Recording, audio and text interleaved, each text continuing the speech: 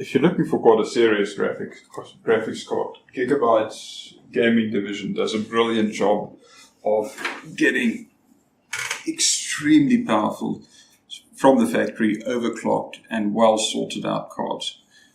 Here we have the 980 Ti G1 Gaming. Now, there's two versions. There's the G1 Gaming and then there's the Extreme Gaming. The Extreme Gaming comes out a little bit after the G1 Gaming, and it's basically when they figured out, all right, we can still push it a little bit more. The G1 Gaming is normally available quite quick, and it gives excellent results. To put it in perspective, the 980 Ti from NVIDIA is got a base clock of 1000 megahertz and a boost clock of 1075. This G1 Gaming version has got a base clock of 1190 and a boost clock of 1279, which is basically a 90% overclock.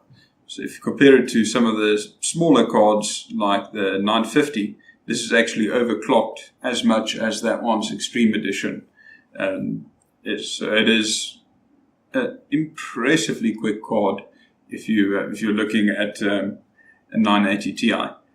And the nice thing, because they overclock it to that extent from the factory, it comes very well sorted out with a very, very serious cooler.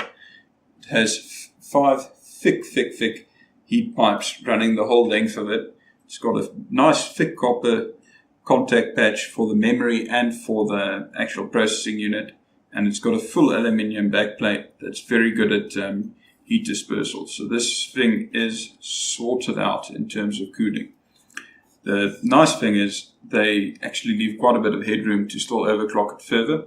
If you want, you could take a G1 Gaming and clock it to the levels that you're getting in the Extreme Gaming, but then you're going beyond the factory standard things. Some people like doing that, some people prefer not to. You are provided with 2 8-pin power connectors, so there's plenty of power available to the card if you're looking to do that. Your I/O is 3 display ports, 1 HDMI, and 2 DVIs. One is a dual link, the other not. It really is an excellent card. So, why is there an Extreme Edition? The Extreme Edition takes it a step further. The Extreme Edition, compared to the base NVIDIA one, is clocked on a 24% higher base clock and 24.8% higher boost clock, which basically gives it a 1241 megahertz base clock and 1342 boost clock. Now, compared to the G1 Gaming, that's a 4% on base and 4.9% on boost clock. So this is something which we recommend looking at when making your purchase decision. If you want the maximum, go for the Extreme Gaming.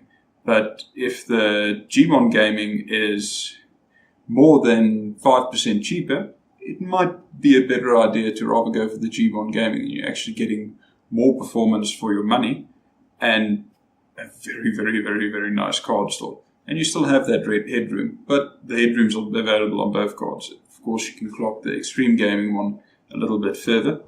They both come with this Windforce cooler, where the center fan actually turns in the opposite direction of the other two.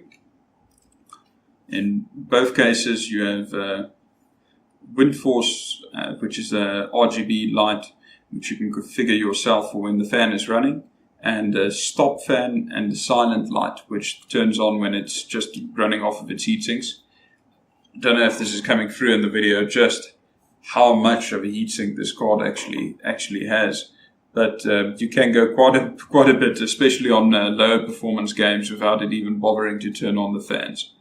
I use this specific card personally in my gaming setup currently. I run it on a 4K screen. Honestly, for 2K, this is perfect. You can run everything on Ultra. For 4K, you can run most games on Ultra, but you do occasionally find a title that is a bit resource intensive and you have to scale a bit down on the settings, but never to the point where you're running it on low settings. So for 4K gaming, yes, but know that you will have to scale some of the settings back a little bit in certain titles. But, it's really only a few titles. To give you an idea, things like Project Cars and these kind of games, you can actually set everything to ultra.